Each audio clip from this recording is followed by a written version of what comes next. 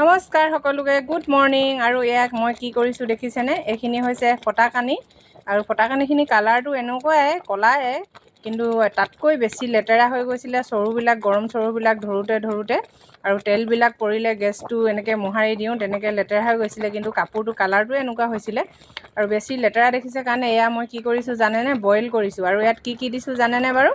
কাজি নেমু দি দিছোঁ, বা কেতিয়াবা বৰটেঙা থাকিলে আগতে বৰটেঙা দি দিওঁ। আৰু ইয়াত চাৰ্ফ যিখিনিকি মোৰ আজি শেষ হৈ গ'ল, গতিকে মই ইয়াত কাজি নেমু দিছোঁ, আৰু কাজি নেমু নাথাকিলে বৰটেঙা দি দিওঁ।